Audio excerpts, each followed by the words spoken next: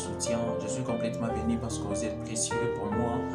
Et je sais que Dieu va nous aider encore à mieux comprendre sa parole avec vérité et sincérité du cœur.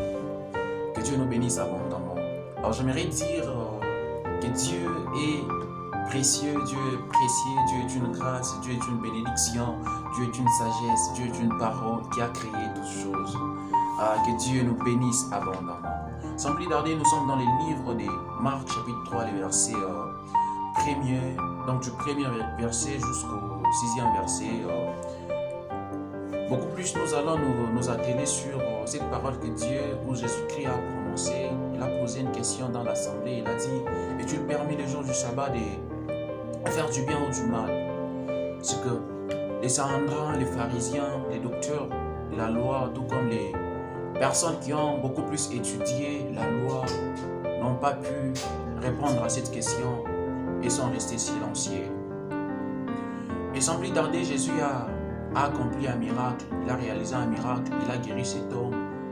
Et vraiment tous étaient surpris parce qu'ils pensaient que comme c'était le jour du sabbat, Jésus n'avait pas autorité sur les jours du sabbat. Ils n'avaient pas compris que Jésus-Christ était un Dieu dans la chair humaine. Jésus-Christ ne dépendait pas des ordonnances, tout comme des préceptes de ses hommes, tout comme des lois ou de la loi de Moïse. Jésus-Christ dépendait de lui-même car il était le Dieu créateur. La parole est en train de me dire, on l'appellera Père d'éternité. S'il est déjà Père de l'éternité, ça veut dire c'est lui qui a créé l'éternité. Et sans Jésus-Christ, l'homme ne devait pas naître parce que par sa parole, l'homme a été tiré. Oui, les Sanhedrins, dans leur connaissance, ils ont beaucoup plus étudié la loi, mais ils n'ont pas compris ce que cela veut dire. Qu'est-ce que la loi? Qu'est-ce que la parole de Dieu? Et qui était réellement Dieu? Ils ont eu entendre la prophétie, tout comme les prophéties des prophètes qui les ont précédés, mais ils n'ont pas pu comprendre qu'est-ce que la loi ou qu'est-ce que la parole de Dieu. Oui, dans la connaissance biblique, c'est lui qui a donné les ordonnances à Moïse, c'était Dieu. C'est lui qui a créé la création, c'était Dieu. C'est lui qui a formé même les hommes, c'était Dieu. C'est lui qui a parlé afin que la terre existe, c'était Dieu. C'est lui qui a donné même les noms au sabbat, c'était Dieu. C'est lui qui a donné les fêtes des nouvelles lunes, c'était Dieu.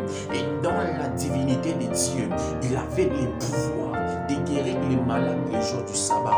Il avait le pouvoir d'accomplir le miracle les jours du sabbat. Il avait le pouvoir de sonner les profondeurs des âmes les jours du sabbat. Il avait le pouvoir de parler avec l'autorité aux démons les jours du sabbat.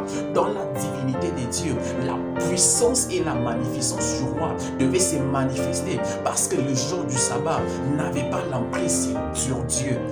Oui, les Sanhedrins, les pharisiens, tout comme les docteurs de la loi, ont oublié une chose, que le sabbat n'était pas pour Dieu, mais le sabbat était fait pour les hommes, et non l'homme pour le sabbat. Non, oui, le sabbat avait autorité sur les hommes.